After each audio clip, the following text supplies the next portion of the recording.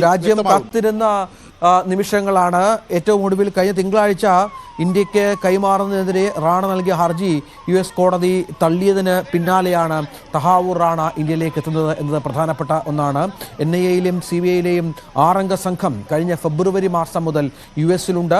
ഭീകര ബന്ധക്കേസിൽ 2009-ലാണ് ഷിക്കാഗോയിൽ റാണ അറസ്റ്റിലാകുന്നത്. തുടർന്ന് US-ലെ Los Angeles ജയിലിൽ ഇയാളെ പാർപ്പിച്ചിരിക്കുകയായിരുന്നു.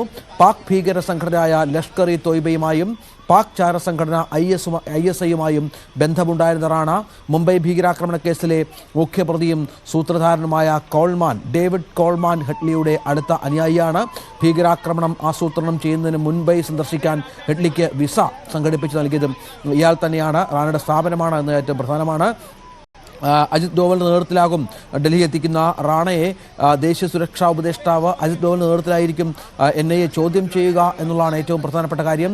ഇത് നമ്മൾ ഈ സംഭവം പറയുമ്പോൾ 2008 നവംബർ 26-ന് നടന്ന മുംബൈ ഭീകരാക്രമണം എന്ന രാജ്യം മറക്കാൻ ശ്രമിക്കുന്ന, രാജ്യമേറെ ഭീതിയോടെ ഇപ്പോഴും അതിനെ വിലയിരുത്തുന്ന സംഭവത്തിലേക്ക് ഒന്ന് പോകണം. Mumbai Chhatrapati Shivaji terminus, railway station, Taj Oberoi ഹോട്ടലുകൾ, നരിമാൻ ഹൗസ് തുടങ്ങി 8 സ്ഥലങ്ങളിൽ 60 മണിക്കൂറോളമാണ് ഈ ഭീകരർ അഴിഞ്ഞാടിയത് എന്നുള്ളതാണ് ഇന്ത്യയെ ഞെട്ടിപ്പിച്ച ഏറ്റവും വലിയ സംഭവത്തിന് പിന്നിൽ. അന്ന് കോൺഗ്രസ് സർക്കാരായിരുന്നു ഇന്ത്യ ഭരിച്ചിരുന്നത് എന്നതുകൂടി ഓർക്കണം. 166 പേരാണ് ഈ ആക്രമണത്തിൽ കൊല്ലപ്പെട്ട പശ്ചാത്തലം ഒരുങ്ങിയത്. ഇന്ത്യയുടെ ചരിത്രത്തിലെ ഏറ്റവും വലിയ ഒരു സുരക്ഷാ വീഴ്ചയായി കൂടി ഇത് കാണണം. മനു, അതിനെയും അങ്ങനെയും വിലയിരുത്തണമല്ലോ. കാരണം ഒരുപക്ഷെ ഇന്ത്യ ഏറെ നമ്മൾ നാണം കെട്ട, ലോകരാജ്യങ്ങൾക്ക് മുൻപിൽ ഏറെ നാണം കെട്ട ഒരു സംഗതിയായി കൂടി ഇപ്പോഴും മുംബൈ ഭീകരാക്രമണം വിലയിരുത്തപ്പെടുന്നുണ്ട്.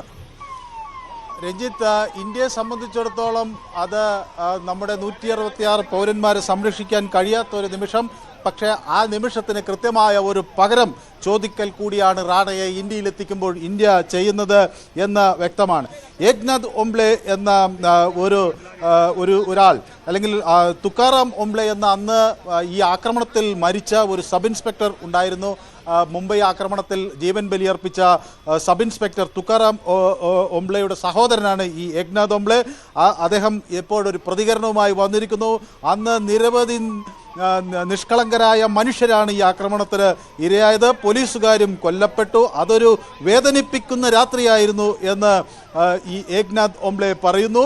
ആ വേദനിപ്പിക്കുന്ന രാത്രിക്ക് ആണ് ഇപ്പോൾ രാജ്യം മറുപടി കൊടുത്തിരിക്കുന്നത്. തഹാവൂർ റാണെ ഈ ഡേവിഡ് ഹെഡ്ലിയുടെ വളരെ അടുത്ത അനുയായിയാണ്. അയാളെ എത്രയും പെട്ടെന്ന് തൂക്കിലേറ്റണമെന്ന ആവശ്യം രാജ്യത്തിൻ്റെ പല ഭാഗത്തു നിന്ന് ഇത്തരം ആളുകൾ ഇപ്പോൾ പ്രകടിപ്പിക്കുകയാണ്. ഏതായാലും കൃത്യമായ ഒരു നയതന്ത്ര നീക്കം എന്നതിനെ വിശേഷിപ്പിക്കുമ്പോൾ BJP അവരുടെ ഔദ്യോഗിക ട്വിറ്ററിൽ ഹാൻഡിലിൽ വ്യക്തമാക്കുന്നു, ഇന്ത്യയിൽ തീവ്രവാദികൾക്ക് ഇനി യാതൊരു ദയയും ഉണ്ടാകില്ല. In new India there is no mercy for terrorist എന്ന് BJP അടിക്കുന്നു. അത് BJPയുടെ ഔദ്യോഗിക ട്വിറ്ററിൽ നരേന്ദ്രമോദിയുടെ ചിത്രവുമായി വെച്ചുകൊണ്ട് ഇതൊരു വലിയ നേട്ടം, സർക്കാരിൻ്റെ നേട്ടം എന്ന തരത്തിൽ ഉയർത്തിക്കാണിക്കുന്നു. പീയൂഷ് ഗോയലും ഇതുപോലെ, അത് കോൺഗ്രസിന്, രഞ്ജിത്ത് നേരത്തെ സൂചിപ്പിച്ചതുപോലെ കോൺഗ്രസ് കാലഘട്ടത്തിലാണ് അങ്ങനെ ഒരു ആക്രമണം ഉണ്ടായത്. അതിൽ ഇന്ത്യൻ പൗരന്മാർക്ക് അവരുടെ ജീവൻ നഷ്ടമായി. അവർ ഈ അജ്മൽ കസബിനെ ബിരിയാണി കൊടുത്ത് സംരക്ഷിക്കുന്ന ഒരു കാര്യം മാത്രമേ നടന്നുള്ളൂ എന്നുകൂടി ഓർമ്മിപ്പിക്കുന്നു. പിന്നീട് പ്രധാനമന്ത്രിയാണ് ഇത്തരം ആളുകളെ, ഇത്തരം നടപടികൾക്കെതിരെ പ്രധാനമന്ത്രി നരേന്ദ്രമോദിയുടെ നേതൃത്വത്തിലാണ് ശക്തമായ പ്രതികരണങ്ങൾ ഉണ്ടായിട്ടുള്ളത് എന്നെല്ലാവരും ഓർക്കണമെന്ന് മന്ത്രി പീയൂഷ് ഗോയൽ വ്യക്തമാക്കുകയും ചെയ്തിരിക്കുന്നു. ഒപ്പം തന്നെ അന്നത്തെ ഈ ആക്രമണത്തിൽ പങ്കെടുത്ത NSG കമാൻഡോകൾ ഒക്കെ ഇപ്പൊ സുന്ദർ സിംഗ് പോലുള്ളവർ